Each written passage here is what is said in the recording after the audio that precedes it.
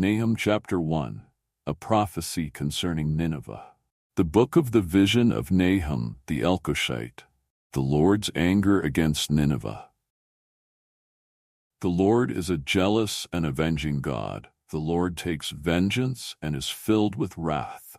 The Lord takes vengeance on his foes and vents his wrath against his enemies. The Lord is slow to anger, but great in power. The Lord will not leave the guilty unpunished. His way is in the whirlwind and the storm, and clouds are the dust of his feet. He rebukes the sea and dries it up. He makes all the rivers run dry. Bashan and Carmel wither, and the blossoms of Lebanon fade. The mountains quake before him, and the hills melt away. The earth trembles at his presence, the world and all who live in it. Who can withstand his indignation? Who can endure his fierce anger? His wrath is poured out like fire. The rocks are shattered before him. God's goodness and judgment. The Lord is good, a refuge in times of trouble. He cares for those who trust in him. But with an overwhelming flood he will make an end of Nineveh.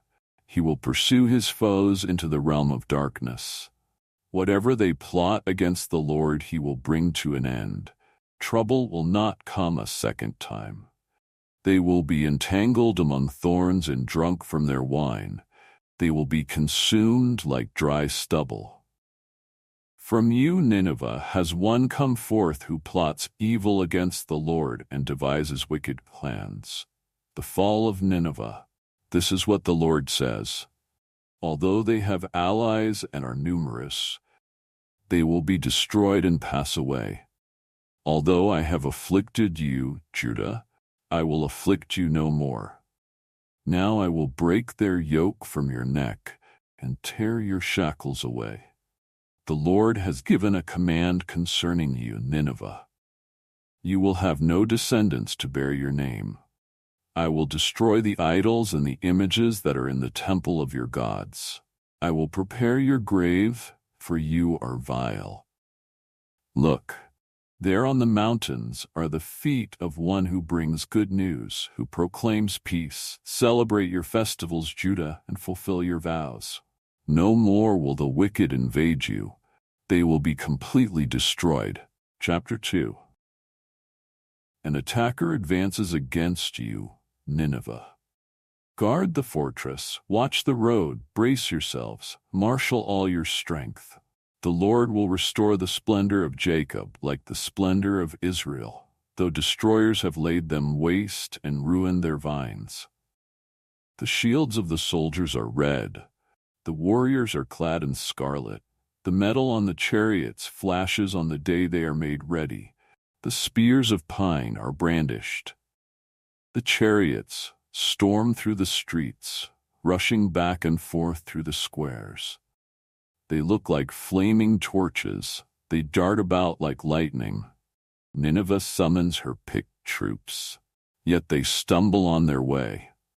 They dash to the city wall. The protective shield is put in place. The river gates are thrown open and the palace collapses. It is decreed that Nineveh will be exiled and carried away. Her female slaves moan like doves and beat on their breasts. Nineveh is like a pool whose water is draining away. Stop, stop, they cry, but no one turns back. Plunder the silver, plunder the gold. The supply is endless, the wealth from all its treasures. She is pillaged, plundered, stripped. Hearts melt and knees give way. Bodies tremble, every face grows pale. Where now is the lion's den, the place where they fed their young, where the lion and the lioness went, and the cubs with nothing to fear. The lion killed enough for his cubs and strangled the prey for his mate, filling his lairs with the kill and his dens with the prey.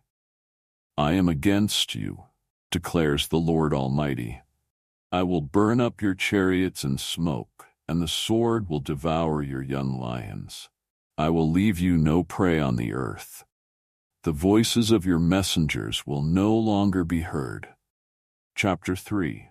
Woe to the city of blood, full of lies, full of plunder, never without victims. the crack of whips, the clatter of wheels, galloping horses and jolting chariots, charging cavalry, flashing swords and glittering spears. Many casualties, piles of dead, endless bodies, they stumble over the corpses, all because of the wanton lust of a prostitute, alluring, the mistress of sorceries, who enslaved nations by her prostitution and peoples by her witchcraft. I am against you, declares the Lord Almighty. I will lift your skirts over your face. I will show the nations your nakedness and the kingdoms your shame. I will pelt you with filth. I will treat you with contempt and make you a spectacle. All who see you will flee from you and say, Nineveh is in ruins. Who will mourn for her? Where can I find anyone to comfort you? Are you better than Tyre and Sidon and the ravaged coast of the Mediterranean? Were they rescued by their wealthy men? They too were swept away by the sword. Even though Nineveh has been a stronghold for the Assyrians, her strong walls and great fortress will not save her from destruction. Your people are like grasshoppers, like a swarm of locusts that settles on the hedges, but they have no place to rest. The fire will consume them, the sword will destroy them. I will make you as desolate as a barren wilderness.